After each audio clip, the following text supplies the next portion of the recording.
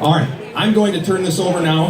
I'll share a few of my individual thoughts when we introduce the players before they speak, but for right now, I'm going to turn this over.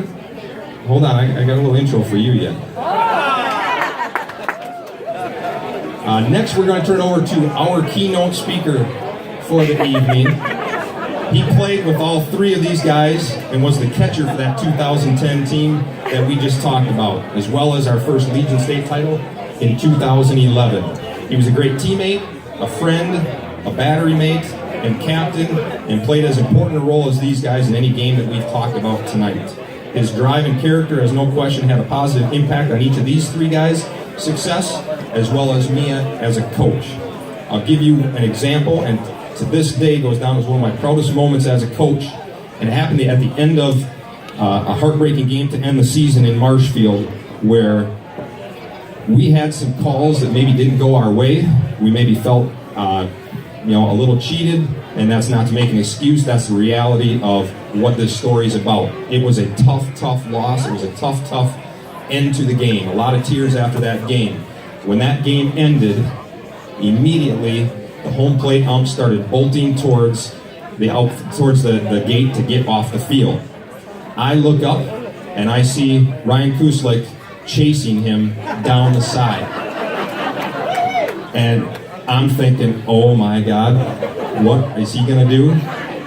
He gets up there and he must be saying something to the ump. The ump turns around and he puts his hand out to shake his hand and say, good game.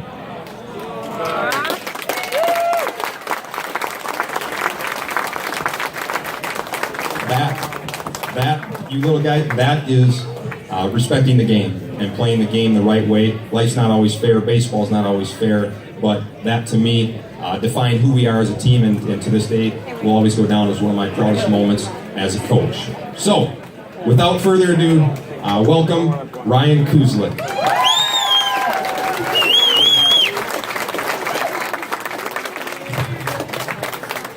Well, Coach asked me to do a 3 to 5 minute presentation / intro for him, and I turned it into 15 to 20 minutes, so I hope you're ready. First off, welcome everybody, and look around. If this doesn't prove what River Falls baseball is all about, I don't know what is. Our organization, go ahead, clap.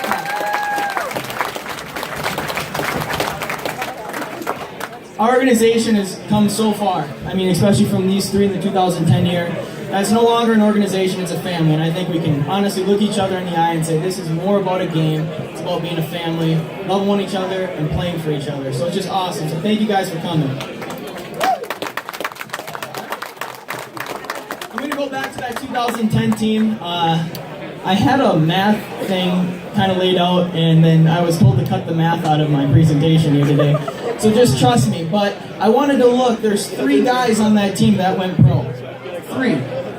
From one high school in a town of 10,000 people. That's incredible.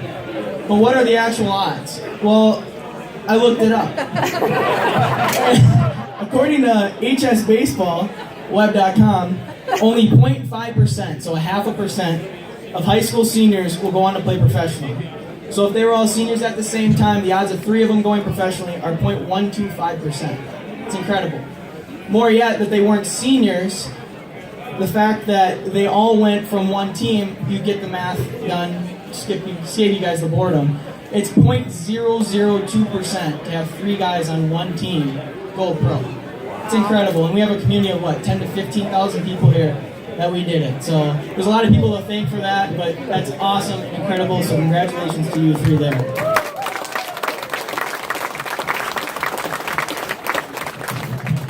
When Coach first asked me, I wasn't sure what he wanted me to talk about. He kind of just said, well, tell us about your memories. Your perspective of these guys is not only on the field, but off the field. Well, I sat down and immediately was overwhelmed, and where do I start? So I just started with the youngest, Alex, and started throwing things at paper. Now, the first thing I'll say about Alex is, according to every girl I've ever talked to who's went to River Falls High School, he may be the most handsome man to ever walk through those doors. As Coach talked about, Alex came in as a pitcher, pitched for us his freshman year, and really made his mark as a center fielder towards the end of his career. But a cool fact about Alex pitching is we were playing a game in Northfield while I was a sophomore and he was a freshman pitching. And he was still on a pitch count because he had a little bit of arm issues.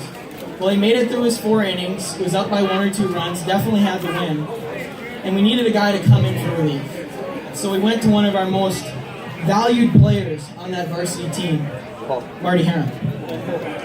Marty comes in, top of the 5th, or bottom of the 5th, and what does he do? He gives up like 3 runs. He gets shelled. And not only does Alex not get the win, Marty gets the loss. So the one game that they played together, Marty has the loss. My favorite play though of Alex that I can always remember, and I will never forget this, is I was a senior and he was a junior. It was a home game at River Falls High School, and a ball was hit to right center field with a guy on second and 1 out. Alex drifts back left, and gets behind the ball. This kid has the audacity to tag up on Alex Hall. I'm literally standing at home plate watching this happen as all of our middle infielders are yelling, tag, tag, tag. And I say out loud to no one in particular, don't do it, you're screwed. Standing here like this. I wasn't backing the play up, and I'm glad he doesn't remember that play. Alex catches that ball, and sure enough, this kid takes off. Alex throws the hardest ball I have ever seen throw out of a high school arm in my entire life. An absolute laser beam from center field that might reach 10 feet off the ground, and it is dialed in home.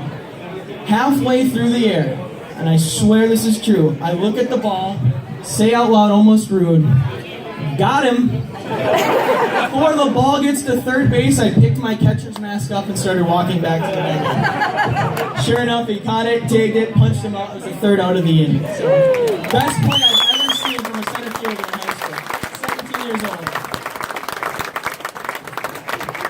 Off the field, we shared a lot of memories together, Alex and I, football. The tourneys our whole team shared together. He was a leader, and most importantly, an academic student. And it's important to touch on his academics because Alex Call is the only person that I know who's managed to create an entire language by himself that the entire school started to speak. Now you might be wondering, well, what are you talking about? He created words to describe things that none of us could understand. Words like Dom, Tame Tom Carl, wet, goat, facing Dom. All of these regular in his vocabulary. For an example, if we were not hitting well against a pitcher we thought we should be hitting, Alex would come in and, guys, this guy's a Carl, man, let's go. And sure enough, we'd start playing better. Not only was it like the basketball and baseball team that started speaking this, before you know it, the entire student body was speaking Alex Call. There's the Spanish classrooms learning Spanish, French learning French, and in the locker base, people were trying to figure out what Alex was saying. So I have to tip my cap to the only kid I know who's ever created a language on his own, and it's stuck throughout the entire high school. So a round of applause for that. Next, I went in order to JP. He came in as a 3rd baseman, and his freshman year, he hit 5'6" in puberty. He turned into a pitcher. Now, I gotta be careful because I'm still waiting to do the same on both of those. I'm trying, but not in the genes, I guess.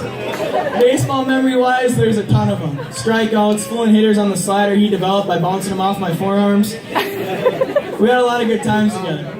But one baseball memory definitely stands out the most, and I know Bishop will be talking about it later because it's a defining moment. And that was the day we were in Marshfield. We were facing their 3-hitter, and JP pitched the ball, and the kid absolutely roped one right at his head. JP's glove almost got there, hit him square in the face, like square. And I remember him falling down. I remember the whole scene, don't need to describe it. But what I really remember from that day was we got him back to the dugout. It was like 5 to 10 minutes later. And there's a couple parents, the ump, doing some work trying to get the mound fixed. And we were looking for his teeth in the mound from where he had fell. I know. But it gets funny. Because he survived. From the dugout, the athletic trainer who was with him, she yells out, "Guys, don't worry. We found him. They were just in his gums." His gums were so swollen they couldn't find him. When they got the ice, the swelling went down and they found his teeth. The more important part about that, though, and what I really want to bring up about that, is that next day we played that afternoon. And JP was there for that entire game. Stitches, 2 lips the size of eggs. Trying to talk and cheer us on, really couldn't. Drinking his lunch from a straw. And it really goes to show the kind of character he was on the field.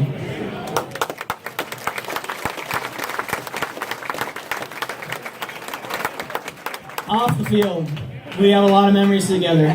Mostly around hunting, fishing, ping pong, working out, and even working. My favorite hunting story I've ever had with JP, though, has to come when he shot his first big buck. I was in my 8 a.m. environmental science class.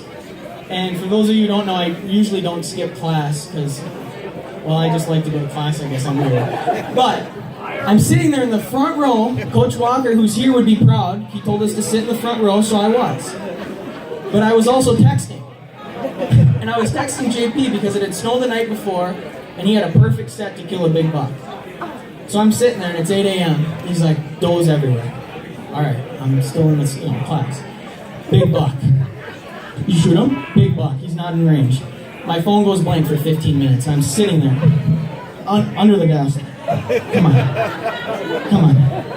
Finally, like 8:40, big buck down. I saw him fall. He's done. I'm in the front row, ecstatic. I'm just sitting there pretending, nice, environmental science, taking notes. Great. I immediately get out of class. I skip the rest of my classes for the day. And I got to share that with him, and it was a really special time because he's the biggest buck either one of us had shot. We got all the pictures and did everything you do with a deer and got it back, and it was just us two. It was a really cool moment. Now, another moment I got to bring up. Go ahead and clap. It was a big deer. The one this year was bigger, though. That's what happens when you go to Randy Feyereisen outfitting.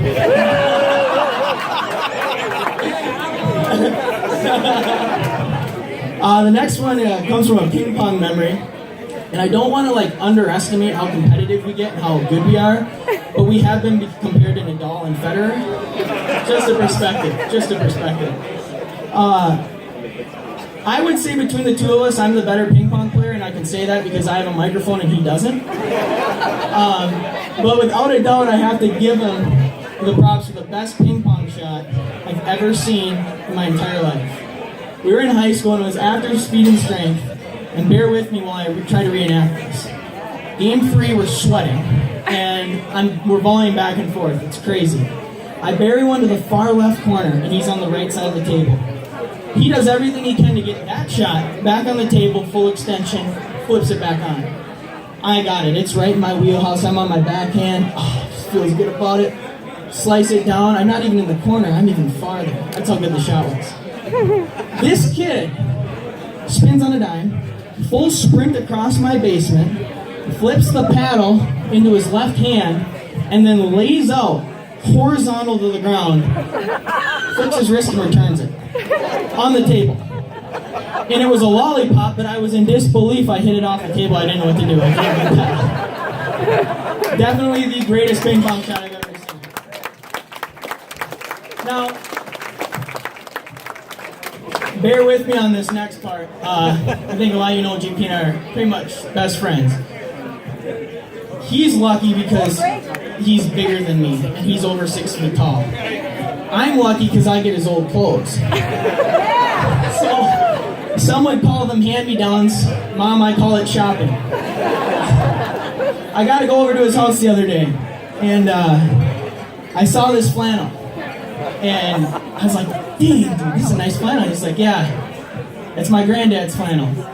And I don't fit into it anymore. And so I wore it for you tonight, man, because I know that this was easier practicing. If you were here, there would be no one more proud of you than him. So, it's for you.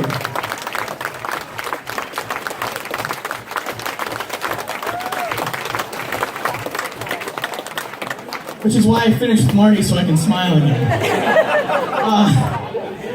Marty, holy balls. Probably the most natural talent I've ever seen to play shortstop, without a doubt. And on top of that, he might be the happiest person I've also ever met. If there was a Nobel Peace Prize for the happiest person, he would win it, without a doubt. But my memory of Marty, well, my biggest memory of Marty was my sophomore year. I was this sophomore kid, and I was in one of my mid-season slumps, which usually lasted the whole year. But I asked Marty for help, because he's this 700-hitter, Big Rivers Conference, like all-state player, and I got to play with him. And one day we were partners at the batting cage. So I was like, Marty, dude, man, you think you could like look at my swing, and if you see something, tell me. Give me some tips. That'd be great. He looks at me and leans up against his bat with that damned Marty smirk out the side of his mouth and goes, Kuz, don't really know how to swing. I just go up there and do it. And he was dead serious. That night, I'm sure him and Kevin, his dad, went over to the JV field to take BP, and he probably hit 10 home runs from each side of the plate and didn't know how he did it. My off-the-field memories with Marty lately start with a smile and end at Johnny's. Had to say it. But my favorite Marty memory is between games at Merrill, when we were playing these tournaments, we go fish the Wisconsin River as a team. And it's really one of those things, you youth guys want to do something, go fish, go get something in the outdoors and become brothers, because that is how our bond happened. It was awesome. Every tournament, we'd look for a river. Minnesota, Wisconsin, you name it, we were looking for a river. My favorite fishing memory, though, definitely was directly involved with Marty, and we had to cross the river to start, to get to the other side where there was an islands and there was narrowing of the river where the fish we thought were.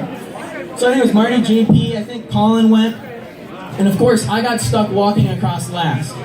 I'm also the shortest. So these three, or whoever, walk across, and it's like, shoulder deep. Poles above their head, they're walking, they make it across. I'm like 10 feet behind, drowning. If I'm 5'9", it was 5'7" feet deep. Mouth in the air, tiptoes, trying to get it. What do these guys do? They laugh. Oh, you're too short to cross the river. Yeah, I got a catch tomorrow too, thanks. But really the best memory of that is I was ended up after the whole night, we fished the afternoon, and we got back and it was me and Marty along this island. And I want to just point out, Marty was fishing with like a $15 1970 Zebco that the line had never been changed on. It was probably like 4-pound cast. His drag would go when he reeled in the lure.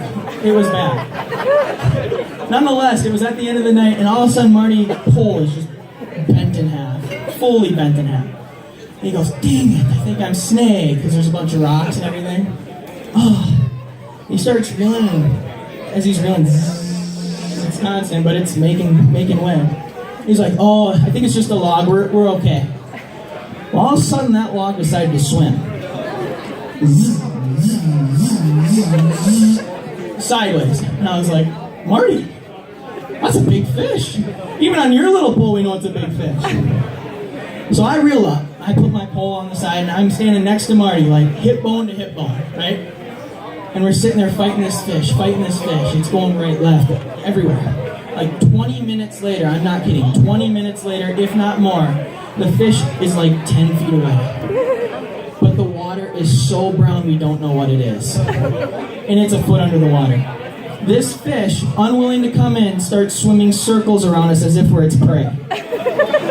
Ask Coach Bishop, he's on the other side of the river laughing at us.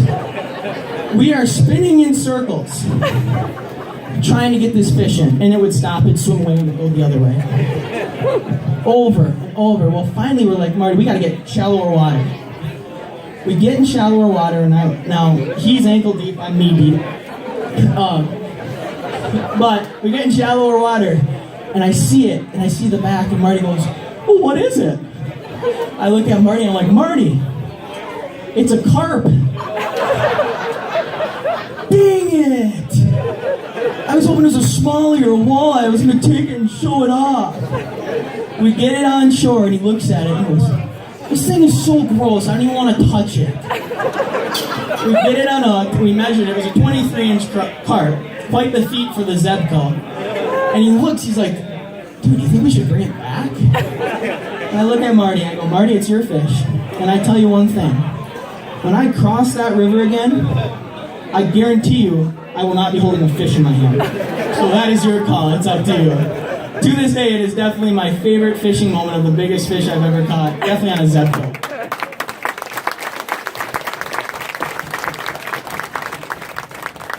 Just a quick moment to you youth players here. Well, first, thank you for joining us. I hope this is as cool for you guys as it is for me to be able to speak here, because it's an awesome event. And I hope you guys realize how much they realize what you guys look up to them and how much you mean to them, because they were you at one point. But I also wanted to touch on some common attributes that I see for you guys. One is their dedication to improvement. These guys are at the highest level, but they're not done. They keep improving. They're dedicated to get better every day, especially like Coach said, when no one's watching. It's critical. Also, they're persistent to overcome the ups and downs that baseball offers. In a game, ups and downs are everything. Runs scored, runs batted in, strikeouts, you're up and down. Persistent through, focused on your goal. These guys have that figured out. Next, the humility, to remember that they were you. To remember how fortunate they were to play baseball, and how fortunate you guys are to play baseball, not only baseball, but sports in general with your best friends, making the best memories you'll ever have. And finally, faith. Not only faith in oneself, not faith in their abilities, faith in their teammates, but faith in the Lord to lead them in the right direction. It's also very critical in their journey.